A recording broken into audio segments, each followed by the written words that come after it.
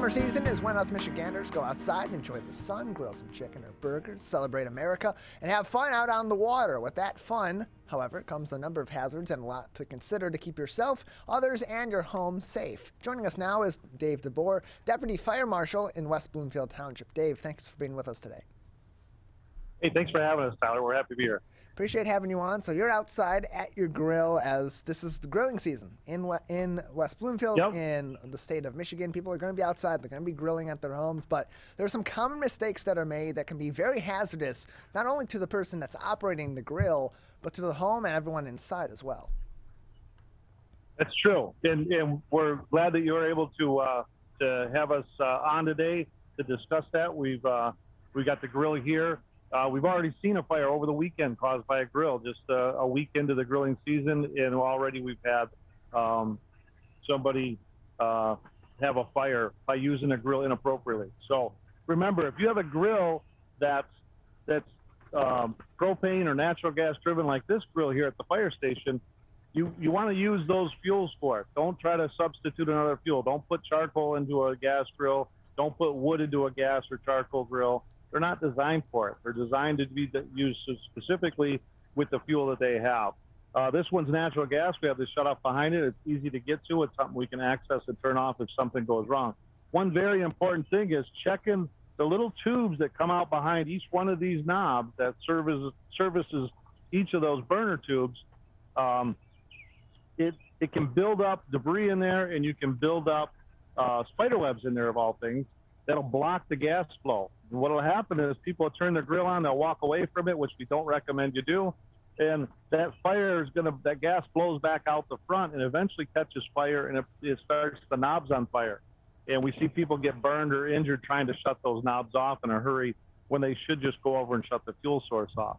So before you fire up the grill for the season, if you haven't already done it this year, check those tubes out, make sure everything's working right. Make sure an animal didn't make a nest underneath there that's going to catch fire. You can't see it from this shot, but we're more than 10 feet away from the building. You want all grills, no matter what the fuel, they got to be at least 10 feet away from any combustible construction. And combustible construction means your wood deck. We're on a cement pad here so that we can, if there's something goes wrong, it's not going to spread to the house and burn other things. We don't want to see these used on the deck, nor do we want to see the wood burning little fireplaces. Just over the weekend, again, we had a fire, deck fire in the back of a house. One of our off-going firefighters that was leaving for the day, he happened to see some smoke. He investigated it, found out the people's deck was on fire in the back of their house, spreading to their house, and was able to alert them and get them out and get us over there to put the fire out. But it was one of those grills or little burning units that people buy and they think they're okay to put on a deck. Don't put those on your deck. They start lots of fires for us. And so you mentioned earlier, as you were talking about doing routine checks on your propane tanks, if it's been since last summer or even longer since someone has used a propane tank, but they know that the tank is presumably still mostly full, is it safe to use that propane tank, or should they either A, get it checked and or replaced before they use it this summer season? It's likely safe to use that tank, but what you have to do is check all those connections. As the temperature rises and falls, those connections can heat up and cool down and they loosen. So making sure it's tight, making sure the hoses are still intact and not cracked. Those are early season fires that we see where gas is leaking out from either a connection at the tank or one of the hoses that's cracked. You light the grill thinking everything's fine, and eventually that gas works its way up to the flame and then burns back to its source, and we have a grill on fire. It's a very common one. Thanks for that question.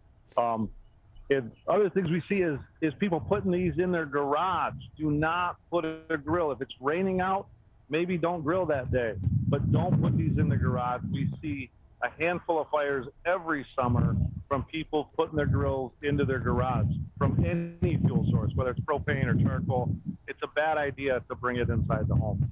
We're joined by Dave DeBoer, Deputy Fire Marshal in West Bloomfield Township, joining us on the Michigan Megacast. And Dave, as you mentioned earlier on, if there is an issue with your grill, if your grill has begun to combust, you want to, of course, go to the fuel source itself and cut off that fuel source. That would, in this case, in the case of a propane grill be the propane tank itself. After an incident like that, what's the next step that you should take? You cut off the fuel source. Obviously, you do what you need to do to extinguish the fire, or you call the authorities to extinguish the fire. But what are those next steps to ensure that you can safely grill on your property from there on? Yep, absolutely. The first step is safely turn it off. If you can safely turn it off, do so. If you can't safely do it, then get away from it, get everybody else away from it, and certainly call 911. Our dispatchers will get the fire department on the way, and our guys can come put it out. It's good to have things around. Maybe have, if you're grilling, maybe have that garden hose nearby and have it just turned on so that it's near. It won't necessarily put out the propane side of things, but it will knock down those flames and keep them from spreading, hopefully, until we can get there and safely reach in there with our fire gear on that allows us to reach in and shut those fuel sources off. So having a few things around, just things that make it easier. Even the grills with the side burners on them where people are cooking bacon, if they can have a grease fire. Have that lid, just like you would in the house, have the lid around so that you can put that lid on there and put that grease fire out. We're joined by Dave DeBoer. He's the Deputy Fire Marshal in West Bloomfield Township, joining us on the Michigan Megacast. And it's the summer season. The kids are home from school. Often that's a time for learning opportunities at home, including learning how to grill. When parents are teaching their children how to grill, what are some safety tips to protect their kids? Obviously, you want the parent to be the one that's primarily in control of the grill as they're teaching, but what are some tips to protect the kids from injuries or other situations with a grill? One of the biggest ones is making sure that they're appropriate age and size to be able to show them and start teaching those lessons, and make sure you're teaching them how to use things safely, using the right utensils, using things safely, having plates out here to set things on, having even oven mitts that they make for grills now to hold stuff. But have that stuff out. What we don't want is we don't want to see the little guys that are this big trying to look at a grill. It's just not going to work right, and they're going to try to lean into it or maybe even pull towards it, and they could have a problem there. So, they got to be age appropriate, big enough to operate that thing, and don't leave them alone operate it. They are kids after all, and they're going to do kid things. Again, even adults shouldn't be letting these things burn without somebody there and present. We do all sorts of test fires, and we can show that cooking fires, there's lots of signals, and there's 2 or 3 minutes of time where that fire in that grill is telling you that something's going wrong, that you can intervene before the fire starts when it comes to the grease and some of the other stuff. So if you have somebody there that keeps their eye on it, you won't go wrong. We're joined by Dave DeBoer. He is the Deputy Fire Marshal in West Bloomfield Township, joining us on the Michigan Megacast. And so, Dave, you mentioned all these great tips for grilling at home at your house, but for those that are living in apartments, you mentioned earlier that 10-foot rule generally for keeping your grill away from your home. For those that are living in apartments, often they are barred by their apartment complex, by their lease agreement, and even by local law to grill on that property. What is the reason for some of these laws, and what sort of hazards are there for those that don't obey by these rules and then go and grill on their balconies at their apartments? That's a great question, Tyler, and I'm glad you brought it up. Whenever you live in a multi-tenant building, whether it's a condo, apartment building, anything where you have multiple homes stuck together, by virtue of choosing to live there, you give up some of your freedoms that you would have in your single family home, that you could put your grill where you want. That speaks to the fire code, which, like you say, is law here in West Bloomfield Township. The fire code says you can't have those on your balconies. One, the balconies are probably combustible. Most of them are around here. Some first floor units, the apartment complexes can have a cement pad that comes out as far as this one does, and you can have it on a cement pad. But something that people don't know about when it comes to grilling, most of us use propane grills. And the big danger is taking that propane tank through the building. Propane acts differently than natural gas. Natural gas goes up and away, it's lighter than air. Propane settles and goes to the lowest point. If you have a propane tank in your apartment or in a basement storage unit of an apartment and it leaks, it's going to fill that space with that gas, and then find a ignition source somewhere in there, and it's going to result in quite a fire, and sometimes even if it's confined enough, an explosion, which we see from time to time on the news. We don't want that propane tank or those fuel sources passing through those buildings, or even being, more particularly being stored in those buildings. We're joined by Dave DeBoer, Deputy Fire Marshal in West Bloomfield Township, with us on the Megacast. Dave, is beginning of fireworks season as well as we approach the 4th of July holiday, and so people are not only participating in fireworks shows on the local level, they are also igniting some of their own personal use fireworks as well. What are some tips for those that are igniting fireworks themselves to keep themselves and those around them also safe? Yep. The personal use fireworks, the most important thing, and the thing that we see violated the most here in West Bloomfield, is if you ignite something, it has to be on your property. It has to land on your property. You cannot light fireworks in the middle of the neighborhood street. You cannot do it from a township park or a school or a church parking lot or synagogue parking lot. You must have control of that fireworks, and it must both ignite and land on your property, which for a lot of people in West Bloomfield, we don't have big enough lots for people to do that safely. So our best recommendation is the safest fireworks show is the one that you go see at one of our many shows on the lakes or in the area. Let the professionals do that. Something to keep in mind is over 9,000 people are going to be injured each year from fireworks. And you hear us talk about it every year. We bring up the sparklers, and people think sparklers aren't that dangerous. Well, sparklers burn at 1,200 degrees. They're capable of welding metal. So it's a high temperature.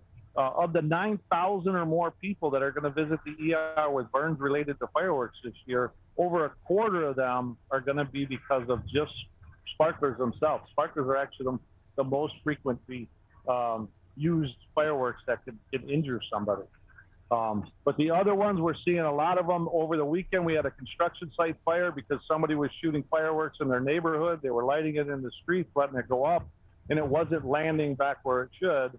And through that process, they lit a construction site on fire. So it's a real danger. It's a danger we face here in West Bloomfield. The other thing to think about is your disposal of the fireworks once they're done. A lot of people think once they're done and over with, after they've cooled for a few minutes, they're done. We see fires every year from people scooping up that trash, putting the trash into a plastic garbage can up against their house, and then it later ignites after people have gone to bed and lights the house on fire. We typically have one or two of those fires every season. We'd like to prevent them because we don't want people to be burned out of their house. We don't want people to face all those challenges related to having a fire at your home. So what is the proper way to dispose of those fireworks? If you shouldn't put them immediately into your trash can and put that trash can near or inside your home in some capacity, what should you do? Great question. Do what the professionals do. Have a 5-gallon bucket of water there and soak them in that bucket of water. Keep that bucket out away from the house and let them soak for overnight. And then you can pull them out the next day, dry them off, and then throw them in your garbage. But that way you don't have a problem. And that's literally what our professionals do. When we have a misfire on one of our shows, the professionals take that device out because it's no longer safe for them to transport back to their buildings, and they'll drop it right in the water and let it soak. Yeah, and that way there's nothing that can go wrong with it. We're joined by Dave DeBoer. He is the Deputy Fire Marshal in West Bloomfield Township, joining us on the Michigan Megacast, going back and continuing on the fireworks discussion. In Michigan, there are laws on what times of the year fireworks are allowed to be ignited for personal use, and even for some of these shows. It's usually related to the 4th of July holiday. What are those general rules and those periods of time where fireworks are legal to be lit off, not only on the state level, but also locally in your township in West Bloomfield? Locally here in West Bloomfield and in the Tri-Cities, this year it's from the 29th to the 4th of July, from 11 a.m. to 11:45 each night. Fireworks are allowed.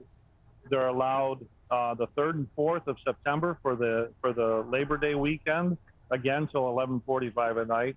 And then on New Year's Eve, you're allowed to go up to 1 a.m. on New Year's Eve. Those are the only days that it's legal to light fireworks. So anybody lighting them at this time of the year or any time in this month, before the 29th is technically violating that state law that says there's certain times when you can do that.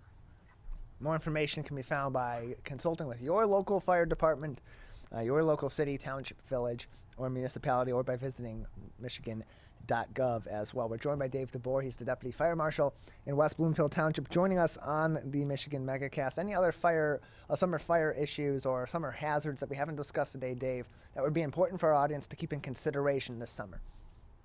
One of the biggest ones, we're obviously a lakes community, and we love our lakes and enjoy the activities that they bring us. We'd ask people to be mindful of your activities out on the water. Be careful. Don't overexert yourself. Stay hydrated. Don't be drinking and driving on the boats. It ends in tragedy every year. We see it, and it's really one of those completely preventable tragedies that we see. So while you're out there, enjoy yourself, have fun, enjoy the great nature that we have here in West Bloomfield, but do it safe and do it sober. Dave, thank you so much for joining us. Thank you. Thanks for having us.